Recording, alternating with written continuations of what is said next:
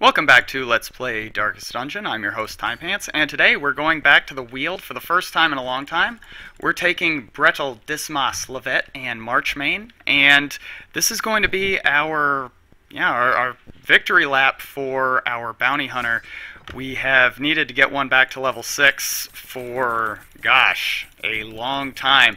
Ever since that tragic, that tragic run that ended the life of our previous bounty hunter. But yeah, we're back. We're in rare form now. Other than a few maybe close-ish calls, we might say, in our last run. Close. Yeah, we'll stick with close-ish. That's a nice way to put it. Things have been going pretty well, and this is a chance for us to get another level 6 Arbalest, and like I said, get our bounty hunter back to level 6. So this is great. This is, I feel like, sort of the culmination of something that we've been working toward for a long time, several episodes now. So let's hope for the best, prepare for the worst, and let's make camp.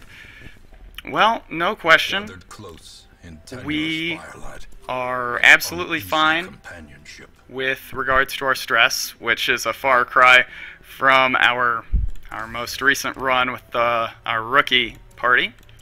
But yeah, things are so far going pretty well. I think, let's see, we are going to have to be a little bit concerned about, we're going to have to be a little bit concerned about his accuracy. This is, I can see this being our sore spot, so let's just be careful about that. This is how we do it on, it's a difficult call. It's a very difficult call. So instead, let's do Dark Strength here, and maybe that'll illuminate things a little bit more. Yeah, we'll do this, and Tracking I feel like is a nice filler skill, if nothing else. So let's do that, and hopefully we won't get ambushed here. Ambushes have definitely been what has cost us a lot in our runs. I think that has been an overwhelming factor in a lot of our failures, that we have simply just been overrun and never really had a chance to recover when things have gone horribly wrong for us. Let's see. I think we can get a kill. Yeah, not bad. Oh, okay. So these don't leave corpses. Probably because that would be very upsetting to see a doggy bite the dust like that. She has Bola, right? Oh, we always bring Bola. What are you talking about? I don't forget Bola. You forget Bola. Wow. This is a packed dungeon so far. Well, we could get a kill, but maybe that's what we do. Maybe we just try and get the kill. That was with 32% crit chance. I thought we had a pretty decent shot at it. I think we vulnerability hex. That's a little bit of damage, and it's definitely going to set her up nicely. She has -1 speed. That was a change that was made not too long ago. A change that was made not too long ago that, wow, that you could actually have speed in the negatives. What people were doing previously was they would have they'd have their leper just stack up a bunch of negative speed trinkets, and reap all of the positive benefits and only lose, like, 1. I wish it would take from the lowest deck. And only have, like, -1 or -2 speed as a result. Probably a wise idea to include negative speed. And I actually don't mind... I actually don't mind our Arbalest having a negative speed stat, because it does let our Occultist mark a target, and then she's ready to go, and she gets the benefit immediately that turn. This is a little bit tricky. I'm not sure how to handle this right now. Again, I think maybe we just go for... Maybe we try and take the marker down. It was a nice try. It was a nice try. And Abyssal Artillery, probably good. She has probably a decent-ish shot to get a kill here. And what do you think? Yeah, let's go for a stun. And now this is looking entirely manageable. Really. Yeah, no real chance at a kill here, but that's all right. I mean, Abyssal Artillery could potentially take this down. Rain of Blight. Not good. Not good at all. Harmless Swipe. Beautiful. Yeah, this is another thing that was changed, and yeah, you probably knew about it.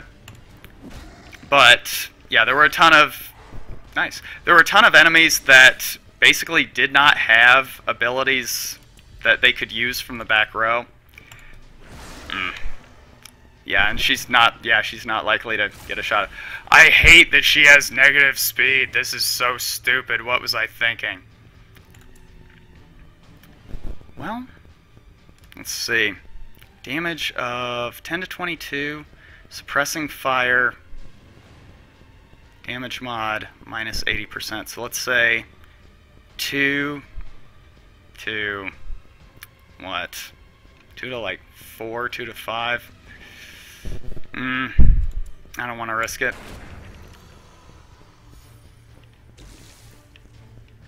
But yeah, this is a change that was made in not the most recent patch, but a recent-ish patch.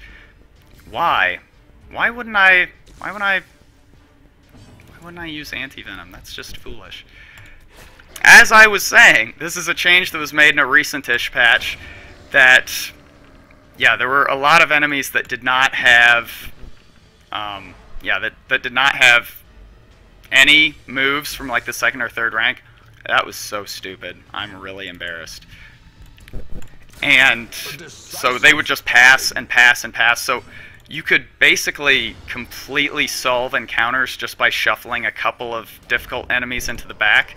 And what that would do is it would tend to shuffle back row enemies into the front, where they tend to use very weak or suboptimal attacks. And yeah, the entire encounter would be negated just with just with a little bit of shuffling. And obviously that is not good or interesting or fun. And while it did, make you feel like a big dick balla, it's not really good. Not really good design, because shuffling skills are certainly supposed to be powerful and a way to make enemies attack suboptimally, of course. But I don't think that they were deliberately designed to simply nullify all of the challenge of an encounter. So I think it was a good change, all in all, even if it did ultimately make the game much harder. Well, maybe much harder is a bit of a stretch, but harder. Certainly harder. Alright. Hopefully we can, get a shot off here. And actually, pistol, grape shot blast. I cannot believe it. I cannot believe it. I am beside myself. I am absolutely appalled. How? How could that happen? How could that happen? It's just don't do 5 damage and everything's okay. Well, darn. This blight is becoming a bit of a nuisance. Ouch. So we're definitely going to want to take care of this. We're definitely going to want to take care of this. Do we heal? I think we do. Yeah, good. Things could get really dicey if he gets a crit or another one of those groping swipes. That could be enough to really turn things. So let's not even allow that to be a possibility. I like this because she can use another suppressing fire. Great. She can use another suppressing fire, get another kill, and apply another debuff, if possible. Great. Yeah, this is good. So he's in the front. How? Why? What kind of loving God would allow this to happen?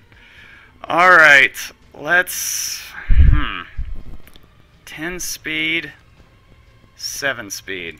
She's almost certainly going to get to go. Is that a problem? Is that a problem?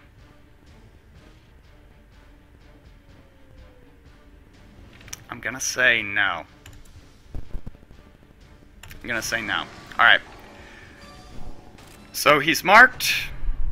Embrace the dark. We're going to burn another torch on this fight. Good grief. And the stress is mounting.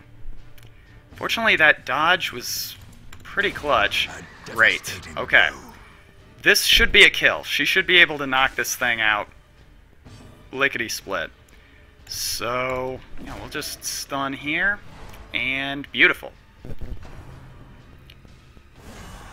I am not happy about that. I'm not happy. Stunned. I'm stunned. How? How could this possibly happen? Alright. These guys are tough, man. Like, that 50% protection score makes them a bear to fight. Fortunately, yeah, got them handled without too much trouble. There's a lot of time and a lot of stress, but at least we're through it. I think I'm gonna actually eat up here. Well, okay, no problem. So this should present us with an opportunity to rest and recuperate and get our health back to where we'd like it to be. Beautiful. And you know what? There we go. That's great. I feel good about this. And I mean, obviously, you know, it's no fun to burn a shovel, but yeah, I think we're fine. So we're gonna go down here, pop up, dip in, just quickly check and see if our interactable, our quest object is there. Yeesh. I'm glad she didn't get the blight, but even so, this is... I have some misgivings here. I'm not gonna lie. I feel like this definitely has the potential to go south on us real fast. And yeah, we're definitely gonna want to just take care of this right away. Not even give this a chance to cause any problems. Now here's my question. It's a good chance to stun. Maybe we do that? Good. Okay. And now that she's up front, there we go. Problem solved. Problem solved. We're good. Look at that. And now, yeah, I think now we've pretty much got this under control. Ouch. Did we bring bandages? We did. Okay. So, vulnerability hex. Yeah, done. One crit on this guy with the mark would be, yeah, devastating. And let's take care of that. And yeah, I don't think we risk playing around here any longer than we need. Then we absolutely have to. This is good. Great. Oh, by the way, this came out now. Like this is old information at this point. So, of course, I'm going to share it with you and act like I've got some kind of inside track or a scoop here. Let's try that with the point-blank shot.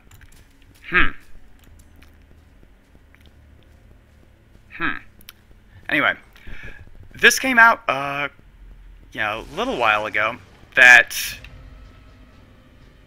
I guess they have settled on a release date for Darkest Dungeon, like the final, full, complete, finished version, and that's very exciting.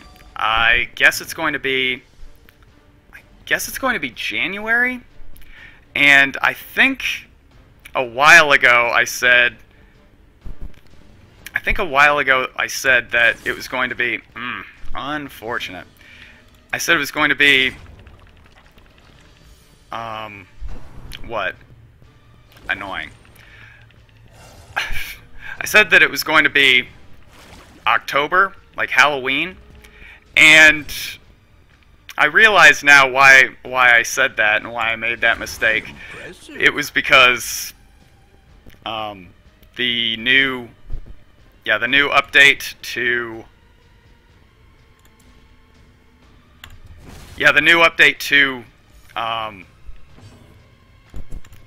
I am blanking here. Binding of Isaac came out today. It is tipping my hand.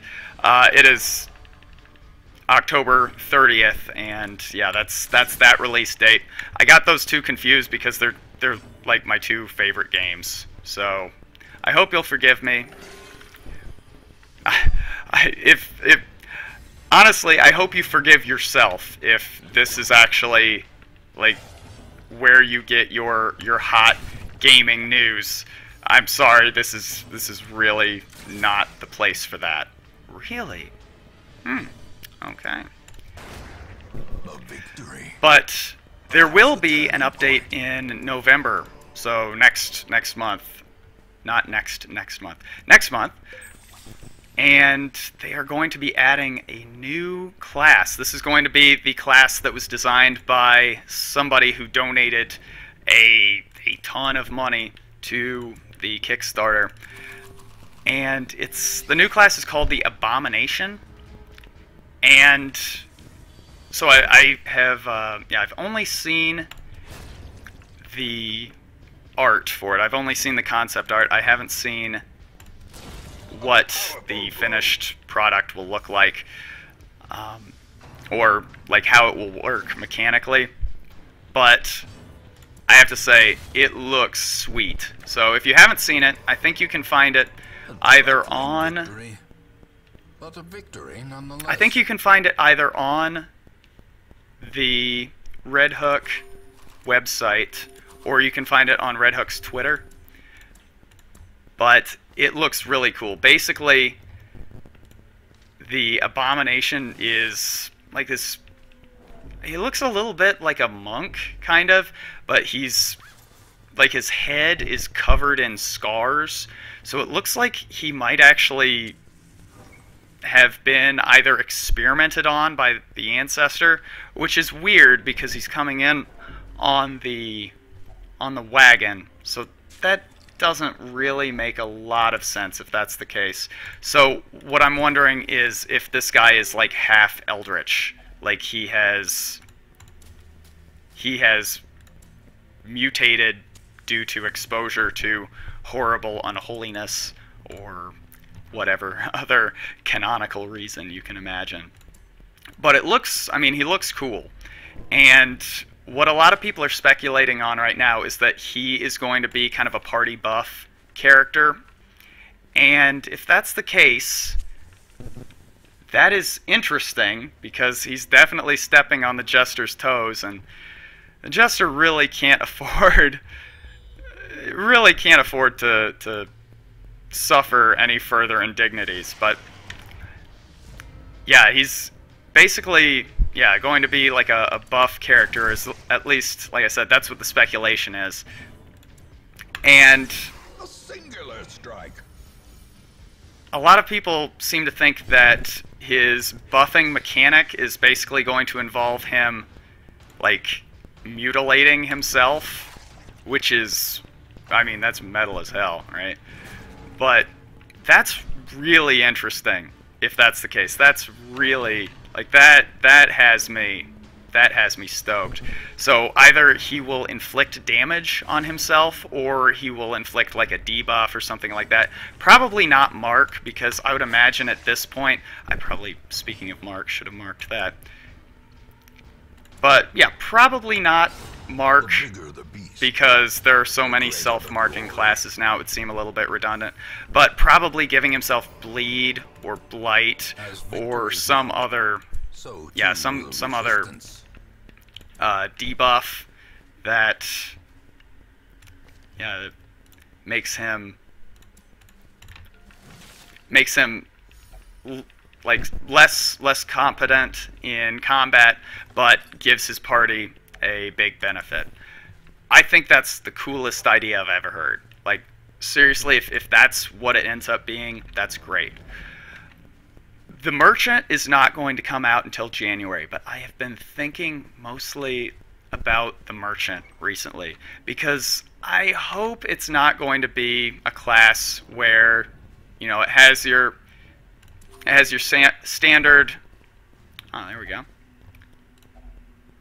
It has your standard, you know, one hit, in, you know, single target, maybe first, second rank, AoE, maybe first and second rank,